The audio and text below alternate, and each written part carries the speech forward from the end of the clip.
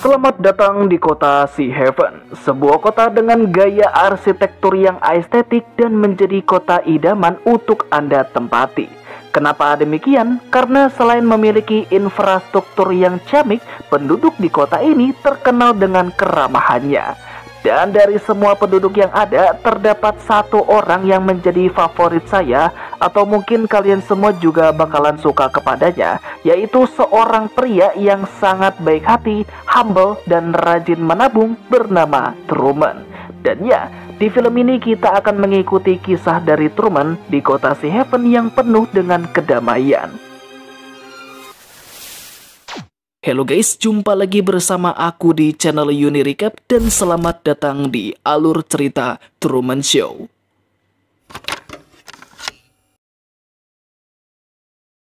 Di pagi hari yang sangat cerah, Truman mengawali hari dengan menyapa para tetangganya. Dan ada satu kalimat yang seringkali dia ucapkan yang kurang lebihnya terdengar seperti ini. Oh, and in case I don't see you, good afternoon, good evening, and good night. Diketahui Truman bekerja sebagai agen asuransi di suatu perkantoran dan bisa dibilang Truman ini salah satu karyawan teladan yang berhasil menggait banyak klien berkat kemampuan bicaranya yang persuasif dan sangat meyakinkan. Truman sendiri memiliki seorang istri dengan paras cantik rupawan bernama Meryl yang bekerja sebagai asisten dokter bedah. Selain itu, di malam harinya kadang-kadang dia suka nongkrong dengan sahabatnya sekaligus teman masa kecilnya yang bernama Marlon, dan bisa dibilang keduanya sangatlah dekat, bahkan sudah seperti saudara sendiri. Dari sini saja kita seharusnya sudah tahu, selain memiliki karir yang cemerlang, Truman juga dikelilingi oleh orang-orang yang baik seperti istri dan sahabatnya. Namun ada satu keinginan terbesarnya yang saat ini belum tercapai, di mana Truman sangat ingin pergi ke luar negeri, lebih tepatnya ke sebuah negara kecil bernama Fiji. You know, there are still islands in Fiji where no human being has ever set foot. Bagi kalian yang belum tahu, Fiji merupakan negara kepulauan yang berlokasi di selatan Samudra Pasifik, dan karena Fiji adalah negara kepulauan, tentu sarana transportasi yang umum digunakan di sana salah satunya adalah kapal.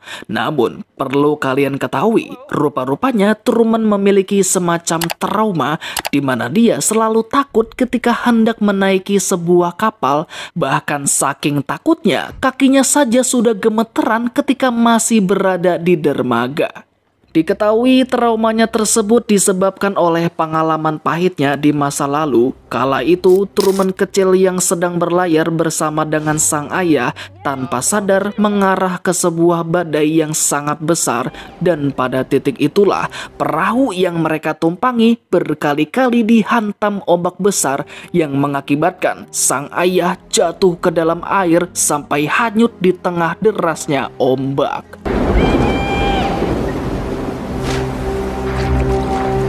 Sejak kejadian itu, sang ayah dinyatakan menghilang, sekalipun jika beliau sudah tiada, jasadnya juga tidak pernah ditemukan. Terbayang-bayang dengan tragedi itu, membuat Truman selalu overthinking dan menyalahkan dirinya sendiri hingga sampai di titik terciptalah sebuah trauma yang sangat mendalam. Di suatu pagi ketika sedang berangkat menuju kantor, Truman dikejutkan dengan kehadiran seseorang yang mirip sekali dengan wajah sang ayah. Namun belum sempat berbicara dengannya, dua orang, pria dan wanita, tiba-tiba menangkapnya lalu memasukkan orang itu ke dalam bis, dan karena banyak orang yang lalu lalang, langkah Truman jadi terhambat sampai dia tidak sanggup mengejar mereka. Entah apa yang terjadi, tapi karena itulah Truman memutuskan untuk bolos kerja lalu menceritakan hal itu kepada sang ibu. Beliau mengatakan mungkin saja Truman saat itu sedang berhalusinasi, sebab ibunya sendiri juga pernah mengalami hal yang sama, di mana kadang-kadang beliau juga salah mengira orang lain sebagai suaminya.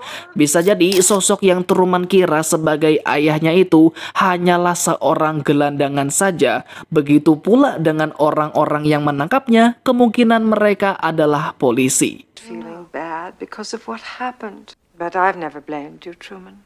Tentu, kata-kata sang ibu masih belum cukup untuk meyakinkannya sebab Truman masih sangat yakin kalau orang itu benar-benar ayahnya. Sekali lagi, Truman kembali mengenang sang ayah dengan melihat foto-foto lamanya yang dia simpan pada sebuah kotak di ruang basement sebelum kemudian Meryl datang untuk mengajaknya makan malam. I'm not hungry. I made macaroni. Bisa dibilang pernikahan Truman dengan Meryl sudah berjalan selama beberapa tahun, tapi di samping itu Truman juga memiliki rahasia yang selama ini disembunyikannya dari sang istri, di mana pada kenyataannya Truman masih mencintai seseorang yang dulu menjadi cinta pertamanya. Yap, benar sekali, cinta pertamanya bukanlah Meryl, melainkan seorang gadis bernama Lauren, di mana momen itu terjadi pada masa-masa ketika Truman masih berkuliah. Akan tetapi momen itu tiba-tiba dirusak oleh kemunculan gadis lain yang secara kebetulan jatuh tepat di depan Truman, dan gadis itu tidak lain adalah Meryl. Spray this ankle. Oh my goodness. Oh, I'm so sorry. I'm so sorry to fall on you like that. Siapa sangka pertemuan pertamanya dengan Meryl membuat hubungan keduanya semakin akrab. Bahkan diceritakan Meryl jugalah yang menyatakan cintanya langsung kepada Truman.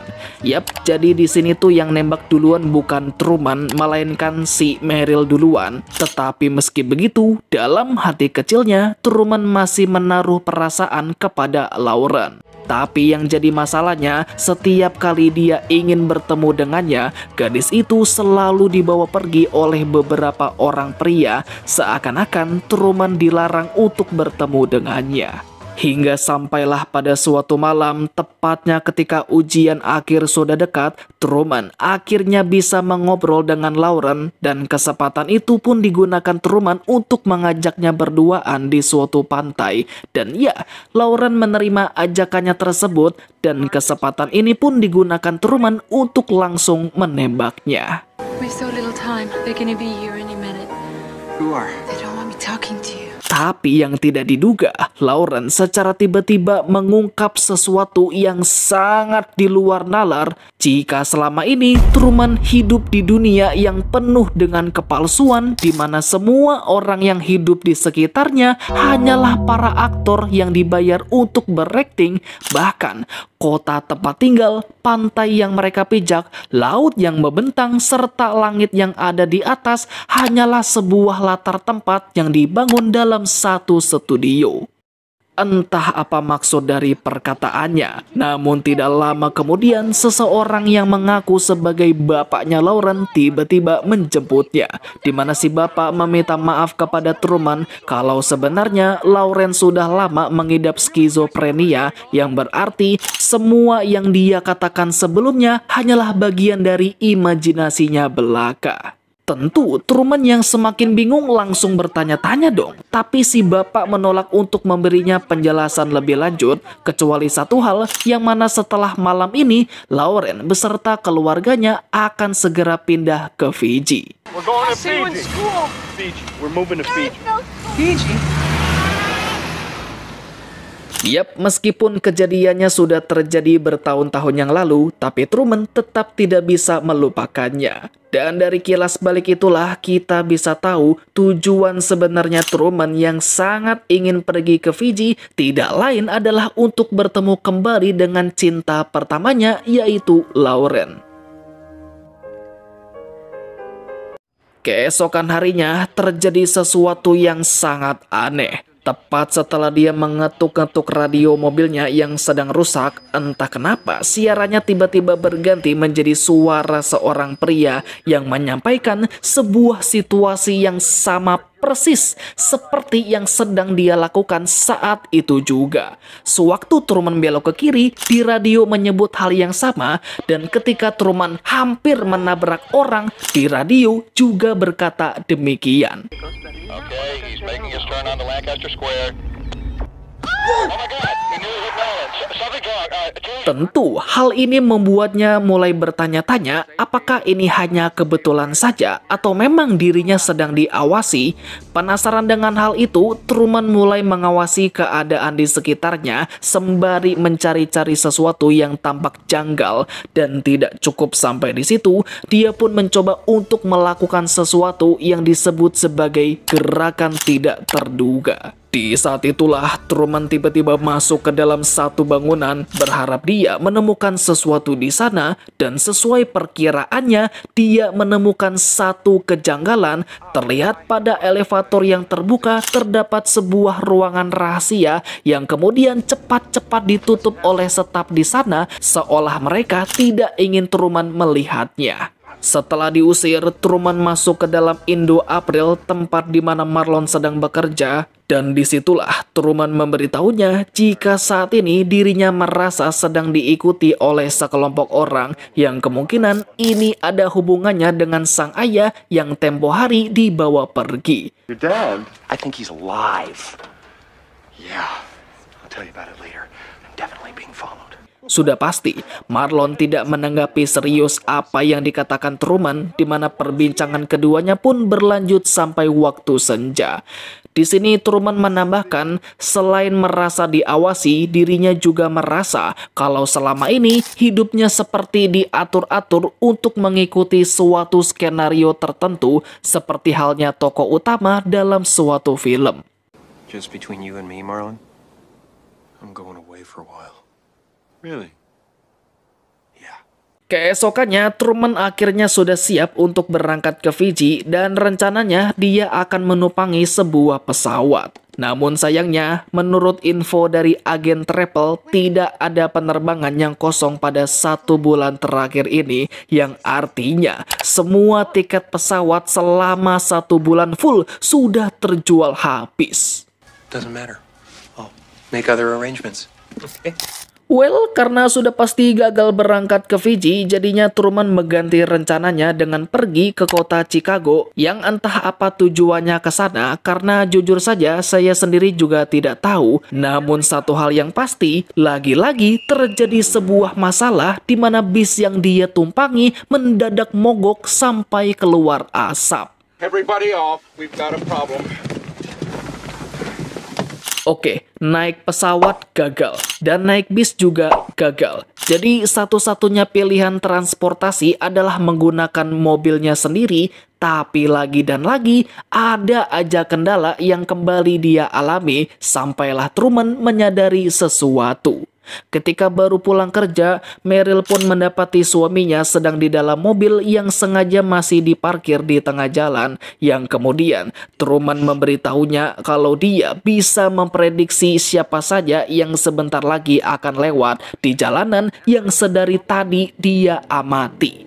That in just a moment, we will see a lady on a red bike, followed by a man with flowers, and a Volkswagen Beetle.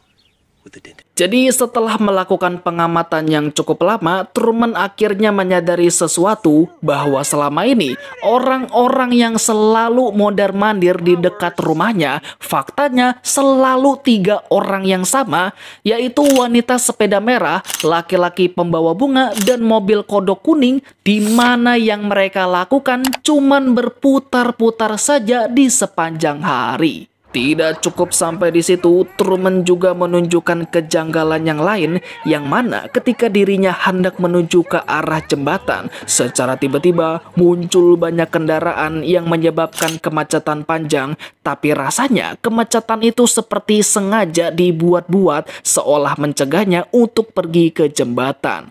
Dan benar saja, ketika Truman putar balik lalu kembali lagi ke jalanan yang sama, secara ajaib kemacetan barusan tiba-tiba hilang. Jadi, apakah itu masih bisa disebut sebagai kebetulan? Aku rasa sepertinya tidak. Ngomongin soal jembatannya, dikatakan selama dia tinggal di kota ini, Truman tidak pernah menyeberang sampai ke ujung, dan dia sendiri juga tidak begitu peduli terhadap hal itu. Tapi setelah menyaksikan banyak sekali kejanggalan, rasa penasaran pada dirinya mulai menggebu-gebu, dan dia penasaran jika dia berhasil sampai di seberang dan terus mengikuti arah jalan, hal aneh apa lagi yang bisa dia temukan. We're over the bridge. We're over the bridge. Bahkan setelah berhasil menyeberang, keduanya masih harus melewati halang rintangan api yang katanya itu berasal dari kebakaran hutan. Okay? Yes! You wanna do it again? No! Setelah berkendara beberapa meter, keduanya pun dikejutkan dengan peristiwa kebocoran energi di pusat pembangkit listrik yang memaksa Truman untuk putar balik. Pada awalnya, semuanya tampak masuk akal, tapi Truman mendadak menemukan satu kejanggalan lagi ketika salah satu polisi entah bagaimana bisa tahu siapa namanya. Thank you for your help. You're welcome, Truman. Spontan, Truman berusaha untuk menerobos masuk lewat jalur hutan, namun dikarenakan begitu banyaknya orang, Truman hanya bisa pasrah ditangkap oleh mereka.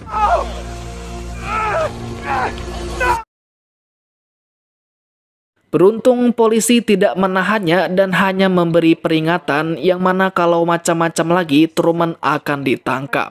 Bisa kita lihat Truman sudah tenang dan tidak tantrum lagi seperti tadi. Yang mana untuk mencairkan suasana yang canggung mungkin coklat panas adalah solusi terbaik. Tetapi disitulah insting Truman kembali mendeteksi kejanggalan dari istrinya sendiri, di mana kalimat yang digunakan Meryl ketika menawarkannya coklat terdengar sangat aneh seperti kalimat yang biasa muncul pada iklan-iklan di TV. Coba kalian dengerin. Let me fix you some of this new Mococo drink.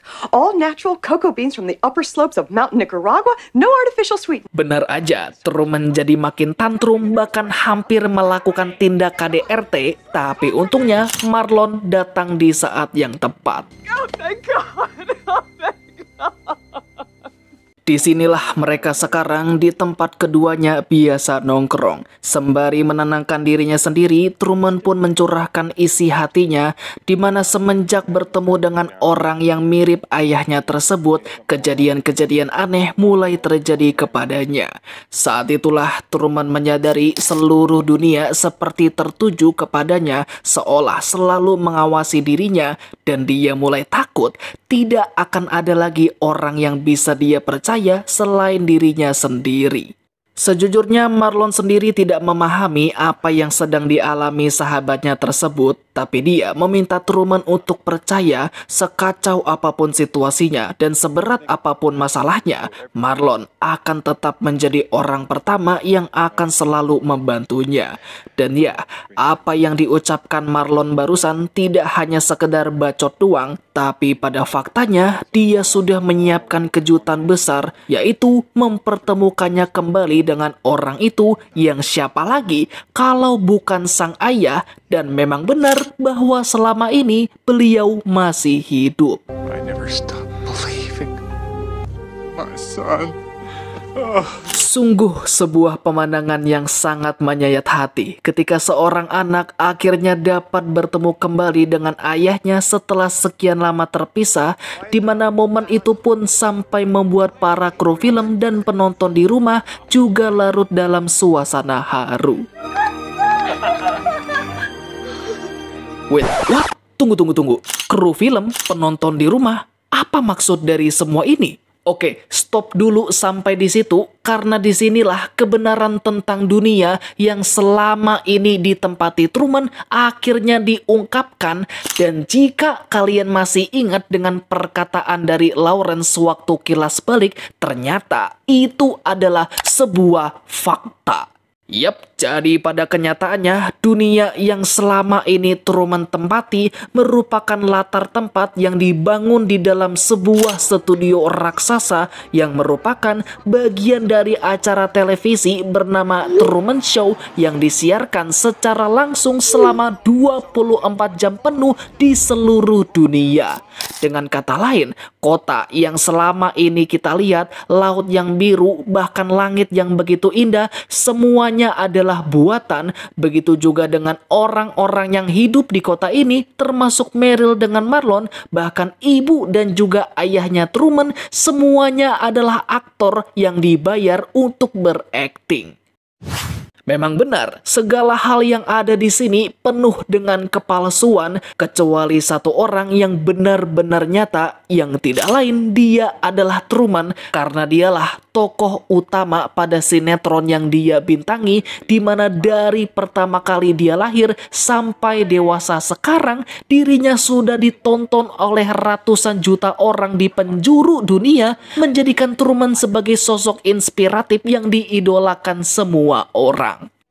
Tentu kita semua pasti bertanya-tanya, orang cerdas mana yang menciptakan semua ini? Inilah dia, seorang sutradara sekaligus perancang dari Sea Heaven, beliau bernama Christoph. Kebetulan pada malam itu seluruh dunia sedang memperingati hari jadi Truman Show yang sudah menginjak 30 tahun semenjak acara besar ini pertama kali disiarkan. Dan sebagai ucap rasa syukur diadakanlah sebuah acara yang diisi oleh Bapak Christoph sendiri, di mana dalam acara ini juga dijelaskan banyak informasi penting tentang Truman Show.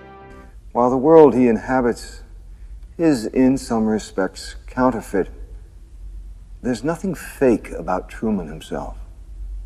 No scripts, no cue cards. It isn't always Shakespeare, but it's genuine. It's a life. Pertama-tama kita mulai dari Truman itu sendiri yang merupakan anak hasil adopsi. Dikatakan Truman tumbuh besar dengan ambisi kuat untuk menjadi seorang penjelajah. Tapi mengingat ini adalah dunia palsu yang memiliki batasan, Christoph telah melakukan segala cara untuk mencegahnya agar tidak keluar dari kota Sea Heaven. Salah satu cara paling efektif yang digunakan Christoph adalah dengan membangkitkan sebuah trauma pada diri Truman yang mengharuskan Christoph untuk menumbalkan karakter ayah pada suatu skenario, dan cara ini terbukti berhasil, di mana sejak saat itu Truman jadi takut dengan perairan. Akan tetapi Kirk, orang yang memerankan karakter ayah, merasa tidak puas dengan skenario tersebut, membuatnya melakukan sesuatu yang sangat dilarang, yaitu menyelinap masuk untuk bertemu kembali dengan Truman setelah 22 tahun berlalu, yang memaksa Christoph untuk memasukkan karakter ayah lagi ke dalam cerita. Why do you think that Truman has never come close to discovering the true nature of his world until now? We accept the reality of the world with which we're presented. It's as simple as that. Terlepas dari betapa populernya acara ini, Truman Show juga tidak lepas dari yang namanya haters, yang salah satunya berasal dari mantan pemeran mereka yang dulu memerankan karakter Lauren, atau nama aslinya adalah Sylvia. Sylvia merasa jika Christoph tidak memiliki hak untuk mengatur hidup Truman, dan apa yang selama ini Christoph perbuat benar-benar suatu kesalahan karena sudah merenggut kebebasan seorang manusia yang seharusnya hidup sesuai kehendaknya sendiri. What right do you have to take a baby and turn his life into some kind of mockery? Don't you ever feel guilty? Satu hal yang harus kalian ketahui, tindakan Sylvia yang berani menentang seperti ini bukan untuk mencari sensasi belaka, tapi pada kenyataannya murni karena rasa cintanya kepada Truman. Tidak seperti Meryl yang pada dasarnya cuman pura-pura jadi istrinya. Akan tetapi Christoph berdalih bahwa apa yang selama ini dia lakukan semata-mata hanya untuk kebaikan Truman sendiri, sebab dunia di luar sana sangatlah kejam, tidak seperti Sea Heaven, dunia ciptaannya yang sangat damai, aman, dan juga tentram. The world, the place you live in, is the sick place. Sea Haven is the way the world should be. Baik, sudah cukup dengan basa-basinya, kini sudah saatnya kita kembali lagi pada cerita utamanya. Jadi, setelah melalui banyak hal gila, Truman diperlihatkan sudah kembali lagi menjadi dirinya yang dulu. Dan seperti di awal-awal, setiap paginya dia menyapa para tetangganya, kemudian lanjut bekerja sampai sore hari. Oh, and in case I don't see you, good afternoon, good evening, and good night. Perlu kalian ketahui, semenjak jadi duda, Truman menjadi lebih sering berada di ruang basement, bahkan dia sampai tidur di sana. Kelihatannya memang tidak ada yang janggal sebab kru film yang biasa mengawasinya juga masih mendengar suara dengkurannya Truman. Akan tetapi, Christoph yang memiliki firasat buruk kemudian memerintahkan Marlon untuk mengeceknya secara langsung, dan sesuai apa yang dia duga, Truman tidak ada di sana. Bahkan Marlon juga menemukan sebuah lubang yang tembus ke halaman yang ada di atas. Spontan, Christoph terpaksa mematikan siarannya yang sontak saja menggemparkan seluruh dunia. Terlebih lagi, hal ini menjadi pertama kalinya di mana sang bintang utama, yaitu Truman, tiba-tiba menghilang secara misterius hingga membuat semua orang yang menyaksikannya sampai bertanya-tanya. Tidak butuh waktu lama, satu studio dibanjiri dengan banyaknya telepon yang masuk. Sementara itu, seluruh pemeran yang ada di lokasi syuting, baik itu figuran ataupun utama, beramai-ramai mencari keberadaan Truman di semua titik lokasi. Namun, dengan kondisi gelap seperti ini, akan sangat sulit untuk melakukan pencarian, sehingga dengan terpaksa, matahari dibuat terbit lebih awal, tapi tetap saja masih tidak ditemukan tanda-tanda Truman pada semua titik yang sudah mereka telusuri. Nyatanya, ada satu tempat yang belum mereka sisir, yang mana ketika kamera mengarah ke lautan, Truman rupanya sedang berlayar menggunakan perahu, dan nampaknya dia juga sudah berhasil mengatasi rasa takutnya terhadap perairan, sehingga dengan begitu acaranya pun disambung kembali. Leave him in the car. Yeah, 2-1 he doesn't make it. Tapi disinilah masalahnya, para kru film tidak dapat berbuat banyak dan tidak ada satupun orang yang bisa mengejar Truman ke tengah laut. Alhasil, satu-satunya cara yang bisa digunakan adalah memanipulasi cuaca dengan menciptakan sebuah badai dengan harapan dapat menghentikan Truman dan membuatnya kembali lagi. Meski sudah berkali-kali dihantam ombak besar, bahkan sampai tercebur, namun tekad yang dimiliki Truman jauh lebih besar dan dia tidak akan menyerah semudah itu. Is that the best you can do? You're gonna have to kill me! Tidak cukup sampai di situ, Christoph yang sudah frustasi memutuskan untuk membuat badai yang jauh lebih dahsyat lagi, sampai-sampai ombak besar sebelumnya berubah menjadi tsunami, dan hal itu hampir menenggelamkan perahu yang Truman tumpangi.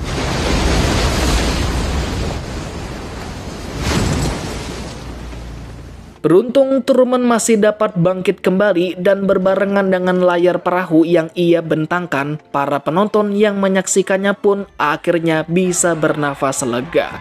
Hingga sampailah kita pada momen yang ditunggu-tunggu, di mana semua usaha, tekad, dan perjuangannya akhirnya dapat terbayar juga dengan Truman yang berhasil sampai di ujung dunia.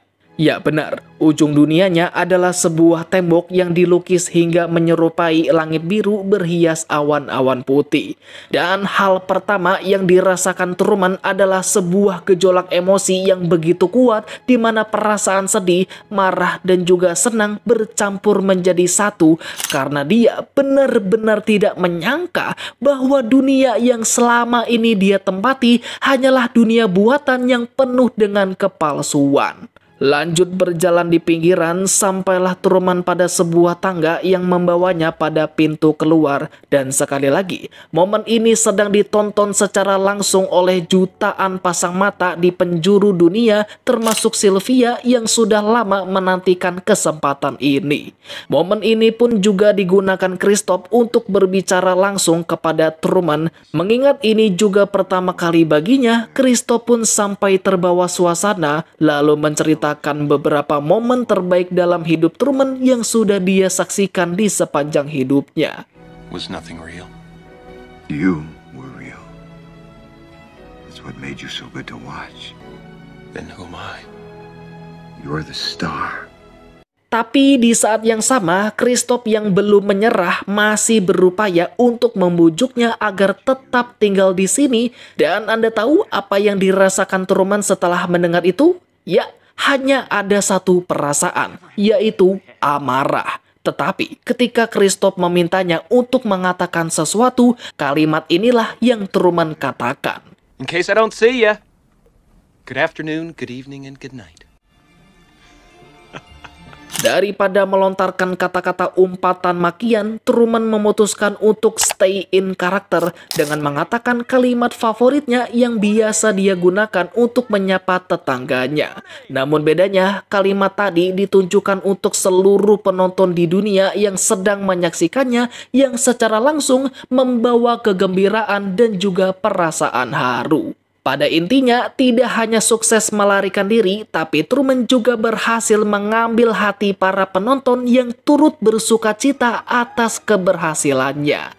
Dan film pun diakhiri dengan diputusnya siaran Truman Show secara permanen setelah 30 tahun berjalan. What else is on? Yeah, let's see what else. Where's the TV guide? You want another slice? No, I'm okay. Sekian alur cerita dari Truman Show. Untuk kali ini tidak ada analisis, penjelasan, atau semacamnya karena semuanya sudah saya terangkan secara lengkap lewat alur ceritanya.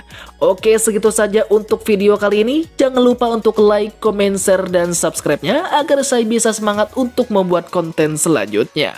Terima kasih buat kalian yang sudah nonton sampai akhir dan sampai jumpa di next episode. Bye-bye-bye!